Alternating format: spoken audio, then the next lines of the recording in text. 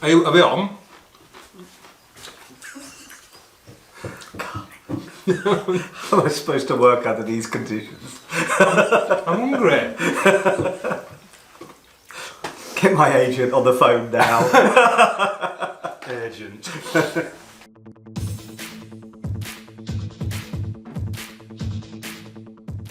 Hi everybody, welcome back to Hot Air.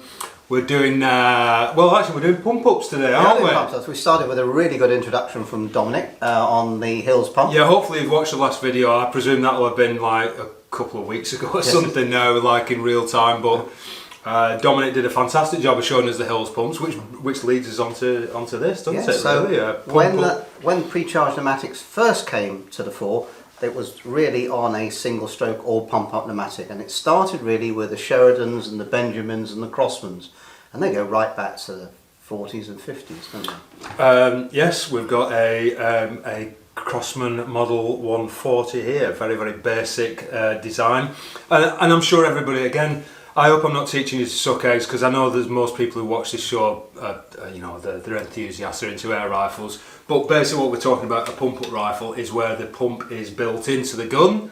So as you can see here on the Model 140, you've basically got a pump mechanism there with basically a piston head that's actually compressing air into a small chamber, usually single shot, although there has been a couple, isn't there? I think there's been a couple. Crossman actually started doing one with a tubular magazine, initially on a pump action rifle, and then they also did a CO2 version as well. Right. So there are sort of bits of multi-shot going around, but most of they were multi-pump, 5, 6, 7, 8, 10 if you could manage it pumps, and they gave you, I think this was probably going to knock out around 6 foot-pounds, something like that, 5 on a good day. Tiny little reservoirs. The original model, I think this one's, I'm not saying it's tired, but it probably is a little bit, but I think the original ones actually would go well over, wouldn't they? Well, it's the famous story of the Hammersmith flyover, which is how we have a 12 foot-pound law. In folklore,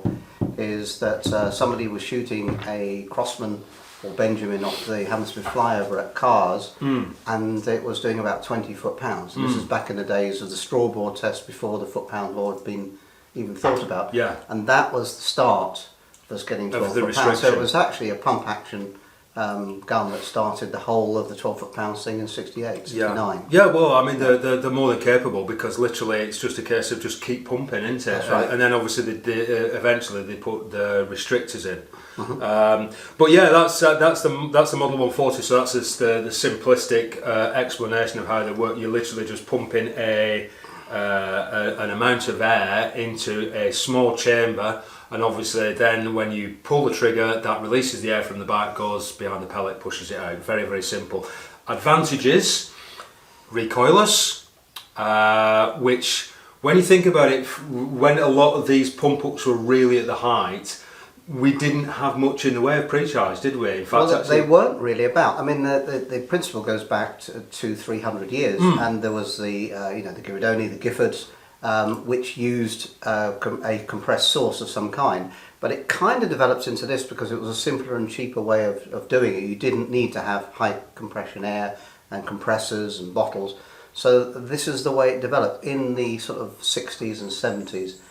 But into the 80s, really, once you started to get the compressed air cylinder guns, they were past their sell-by date, and we can go through why. But of course, that doesn't stop them developing them. No. And what we've got is a range of the developments as they try to develop out all the problems.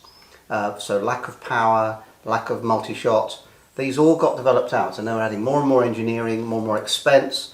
But eventually, the pre-charged pneumatic with its air cylinder, and of course, Dominic's pump didn't help, because all of a sudden you could buy a pre-charged pneumatic and get an expensive pump. Yep. And that was the final nail in the coffin.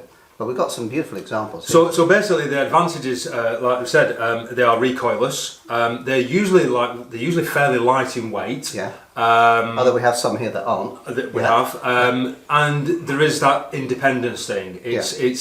it's nice to have a self-contained rifle in certain situations where you don't want to carry a pump or a bottle or anything like that. It's a really handy thing.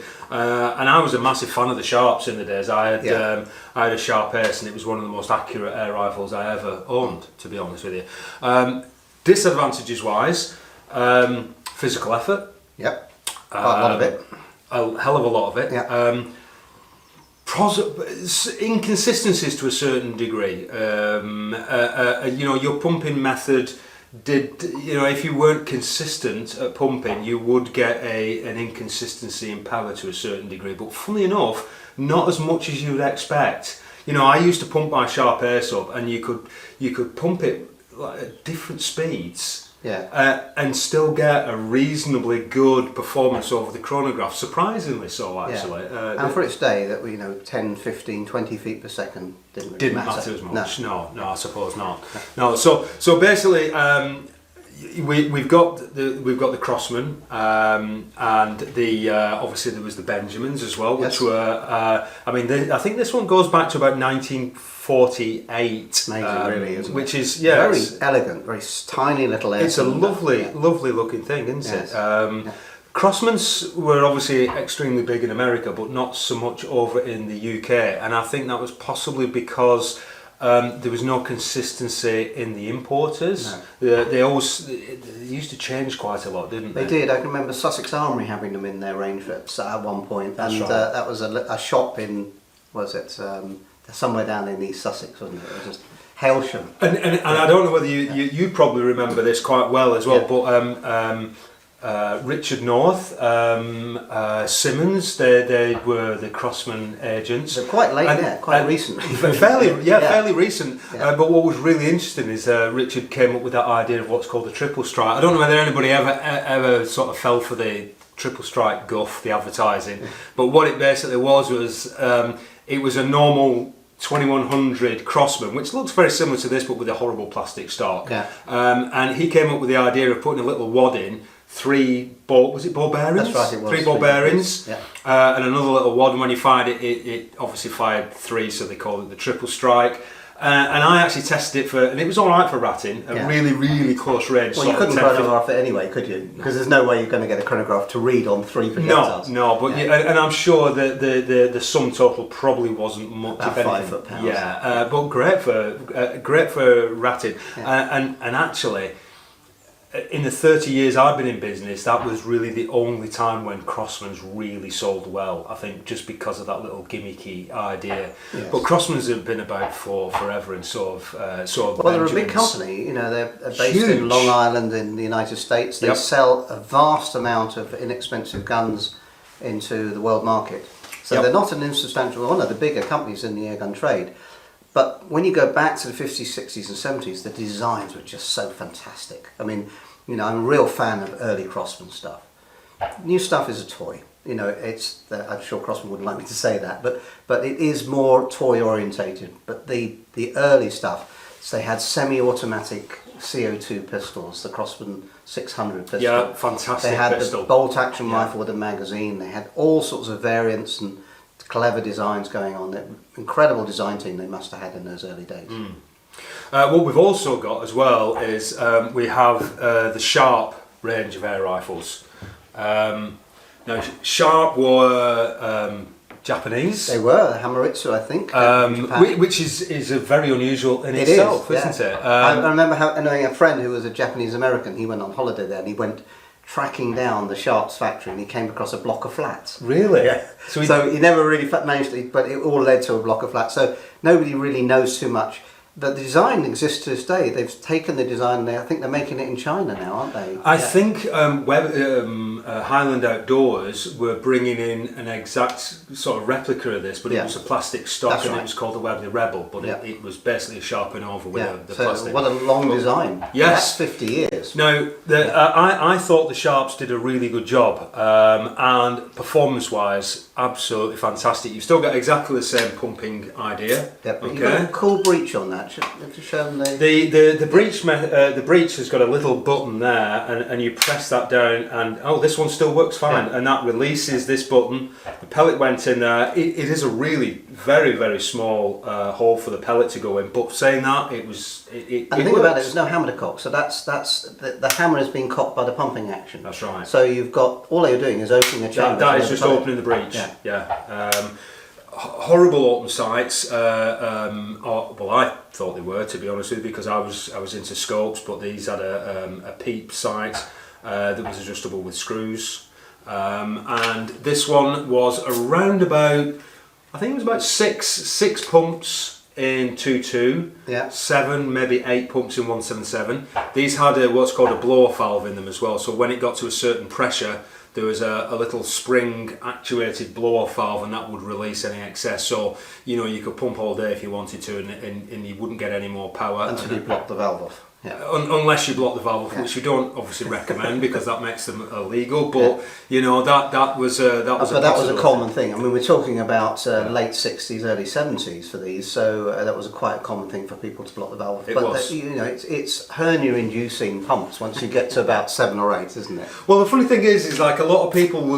there was a little bit of a technique. Yes. And pumping these. I mean, I used to use the sort of bullworker technique, which is actually doing it that method, and you could probably hear there was another disadvantage, and that was the horrible clacking noise that you used to get. So really, hunting wise, you would have to pump the gun up and then go hunting with it, and if you needed a quick second shot, I mean, There used to be people like Dave Stevens used these in the early days of field targets, and we're talking about 1985.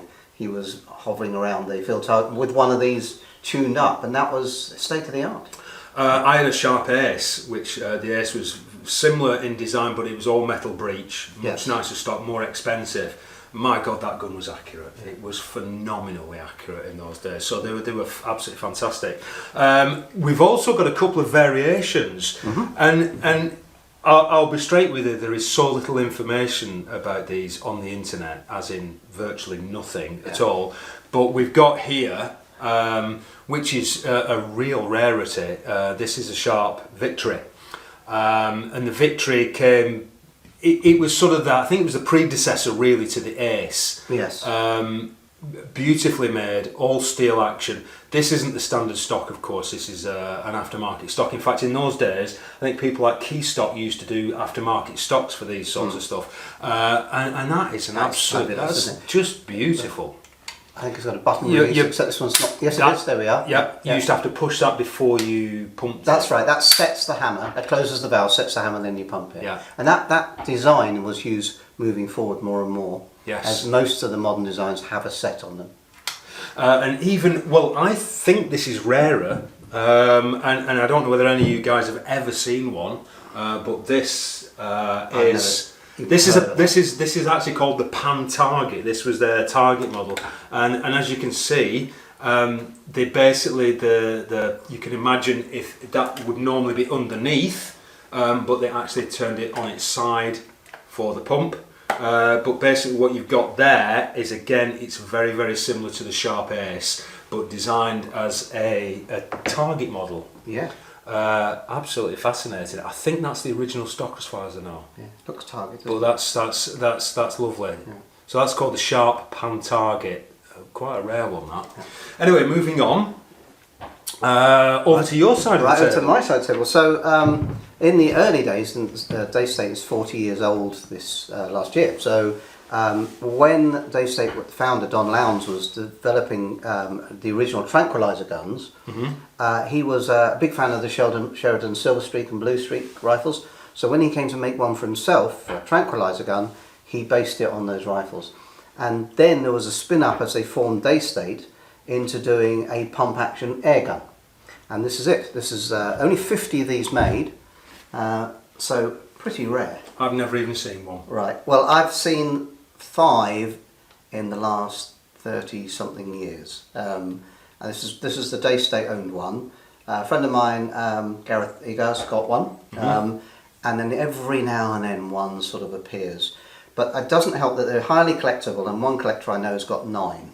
So that reduces the odds, doesn't it? I'd imagine the big I was trying to work out how rare 50 is, and I think there's 900 Van Goghs, So that gives you an idea. Common as muck. Yeah.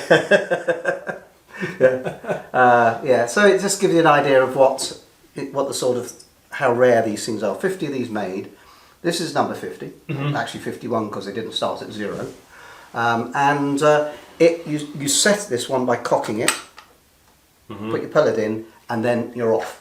Now 4 strokes gives you about 10 foot-pounds, and you can actually do 8 if you're feeling up to it, and that will give you 2, one about 10 and a half and one about 10. But this is an old girl, so I'm not going to put her through the pain of just a couple of pumps. And if I just fire that, a couple of foot-pounds there. Yeah. So there we are, and that was the Sportsman Mark 1, and that was the founding rifle. But almost immediately they started to make these, they were developing pre-charged pneumatics called the Huntsman. And the Huntsman pre-charge basically took all the sales away from us. Yeah, of So, course. so it was already up in 1980.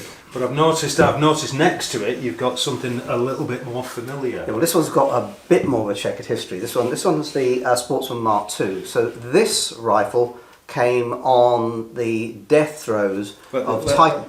So the company Titan, John Bowker and a couple of other people were involved in the Titan. JB1. JB1 was a single stroke with a regulator, wasn't it? A very interesting design.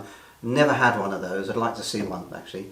And then there was the Mohawk. Yes. And the Mohawk was basically a simplified design of the JB1, because the JB1, they announced it and they made it to the shops, but like 2 years after they were announced. And they did the Mohawk, and the Mohawk was components made in India by a guy called Rami. He owned a factory in Serbia and a factory in India, and he was making parts for Titan, but being shipped through Falcon Imports, which is another story what happened with Falcon later on. So Titan was putting these guns together from component parts. I think a guy called Reeves was doing most of the work. And of course Titan went bum. They owed money to Falcon. Falcon pulled the plug, and they took all the parts themselves, but they didn't take the parts of the Mohawks. And they were then sold on, so they approached Daystate and said, would you like to buy in a rifle ready-made? Daystate said sure, and this is the rifle. Now they arrived at Daystate in a semi-assembled or assembled condition, and they leaked. So Daystate then took the assembled rifles in, stripped them apart, got them functioning, and then sold them. And then they came back leaking. So it's fair to say it wasn't a great success. And I remember little things about this which I was amazed at the time, was that stud. I'll have to get Andrea to do a picture of close up on that. I always felt that was a really good place to impale yourself on your hand as you you have to cock it as before, load your pellet, and then you're off. And I was determined I wouldn't have to pump one of these. No, you should do this on camera, definitely. But, you have to have a little bit of strength to do it. How many pumps was that one? That was one. Didn't they do a two? They did a two. No, they did a multi one, and the export ones were 2, 3, 4, weren't they? No, I think you needed more to get any level of. It really, actually, I know we're not going any more than that. Well, people probably think it's a really long stroke, but actually for a single stroke rifle, that is actually a surprisingly you notice how you can impale yourself on the stud. There was another gun that came around the same time called the Air Logic Genesis. Did you ever come across that? I had a Genesis. I owned a Genesis. Now that took, so you had to be an absolute honey monster to cock that thing. You really did. Builders only may apply. But that's it. And do you know what? Actually, funny enough, I remember in my shop I used to employ a guy called Simon, and he was a big lad, wasn't he? He was 20 stone, and he was as strong as an ox. Could he cock a Genesis? Not a chance, because it's like anything in life, isn't there? You either use your strength or you use your brain. Yeah. And he was using his strength, and I used my brain, and there was a technique to definitely it. On that but I always remember that it was a side lever. A side lever with a huge you could see it, and he was sweating and wobbling and everything like that. And I used to just get it and go, "Here you go, Simon," just like that, and close it straight away. So there was definitely a technique to the Genesis. Yeah. But what a piece of engineering! It was fantastic. Richard Spencer, wasn't it? That's right. Developed it. Yeah. It's a shame actually I didn't have a Genesis in the shop. Funnily enough, now they're fetching around about £1,000 plus, and they don't last very long either because again they're probably getting snapped up by collectors. Well, by this time, the single-stroke pneumatics and multi-stroke pneumatics were beginning to get a reputation as a company killer.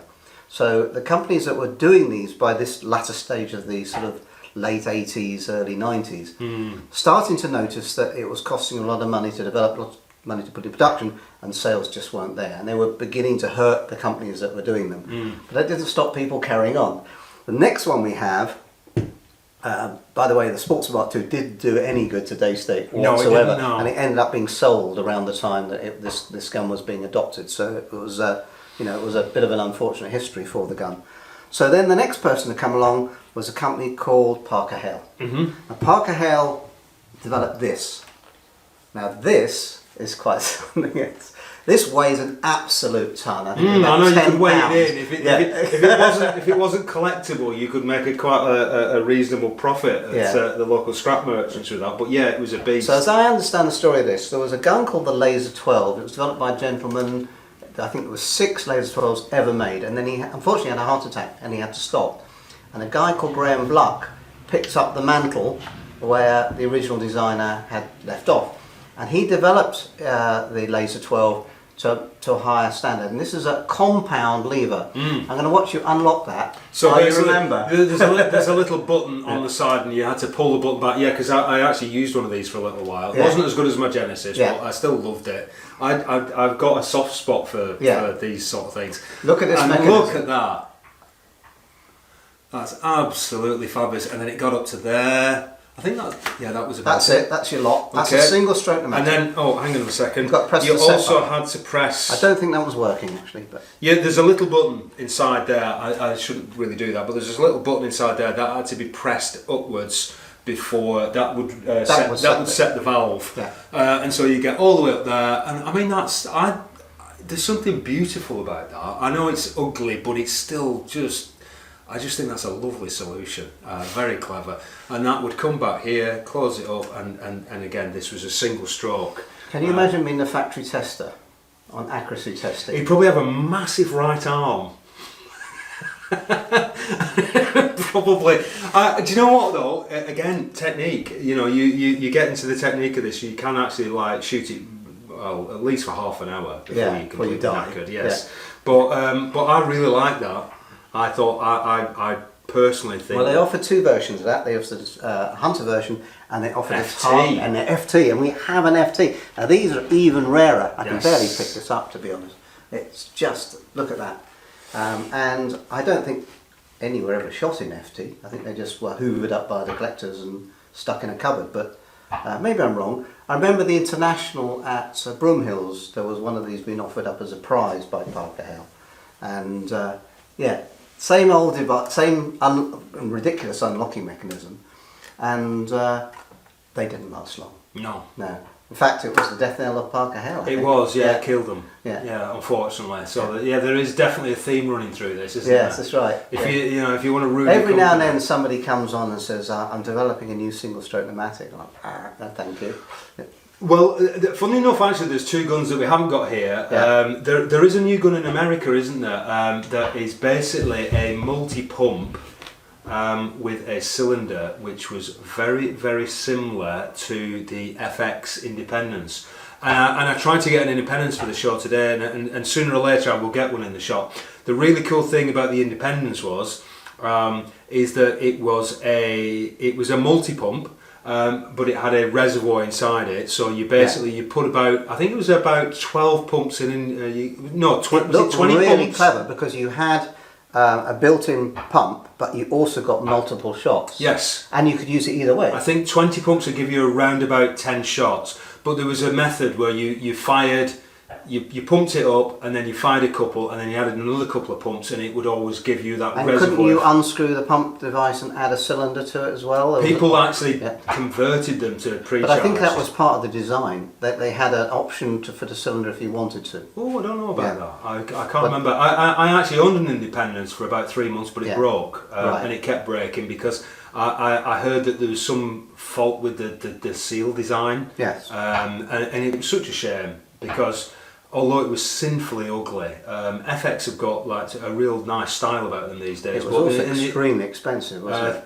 it? £1,100 That or was £1,000. Yeah. Oh, 10 years ago. 10 years ago, yeah. So yeah, there wasn't Hideous too amount many. of money. Yeah, yeah. I just wanted it because I've always been in love with something that was recoilless, but Yeah. I didn't have to bother with a bottle. Yeah, it was a lovely piece of design, and I remember seeing that when it came out, being demonstrated by Frederick himself, and I was thinking, well, that's a clever way to do it. It's not going to work, but you know, it's the cleverest one I've seen, and it was a shame it didn't. But Yes. you know, Yes. again, it's past its day. Isn't So it? you think that now as a design, this is. I think this is dead, Dead. and I would love to be proved wrong with somebody, but I just don't think there's. I'd love somebody to prove you Yeah, wrong, well, because I'm I always still happy to think be proved wrong. there are situations where Yeah. a pump-up multi-shot would actually come in handy. Or you can buy yourself a conventional-matic, new, second-hand, 10-shot magazine, 15-shot magazine, and buy yourself a pump for £100. You could do. Yeah. But I'm not there. I don't want to make it easy. I'd like to Yeah. see. I'd love to see some pump ups coming out. But I think they'll be relegated to the cheap Crossman stuff. Well, every one of these are worth a fortune. Yes. So they you know are, they're yeah. good for collectors. I have no idea how much that Pantarget's No. worth, but I bet that's 500 plus easily, and probably more like 1,000. These But- £2,000-3,000 if you could find one. Wow. Yeah. Right. Okay. Yeah. Okay. Well, there you go. If you want to collect something that you're probably never going to see again, and you've got lots of money, then maybe it's the thing. Sharps, funnily enough, the Innova, you can get a really nice Innova for around about 300. Well, they've And- made a lot of and you them. can get an Ace for around about 400. So if you're in the market, you want to dabble with something like this, I would probably recommend you have a look and get yourself a Sharp Ace. That's the sweet spot for around about £400. You know, you're going to put a lot of effort into it. It's going to be hard work. But it might be one of those guns you take it every now and again and have a go with, and you'd love it because they're phenomenal rifles. Okay, can I just say thank you before we go off to City Air Weapons for lending us the two Parker Hell Dragons. And thank you yet again. Ian Jones came up with the weird and wonderfuls that we didn't know an awful lot about, but absolutely fantastic. So thank you, Ian, again as usual. I'm sure we'll be using you again for the next lot of guns that we want. Is Making a gun cabinet. classic Virax. Now there we go, classic Virax and what else? He's got a collection of all sorts of stuff. So anyway, we won't go into that now, but I'm sure we'll see more from Ian's collection. Anyway, I guess we've run out of time really. So I hope you've enjoyed seeing the small selection of pump-up rifles that we've managed to bring you today. I'd like to see more, and if I can find an FX Independence, or anybody's got an FX Independence that's prepared to lend me for the show, I'd really appreciate it because we can show that one off as well. And But the Genesis. Yeah, and the Genesis. Yeah, we'll show you how to cop one of those things. Right. Okay. Thank you very much for watching, and See you soon. see you soon. Bye.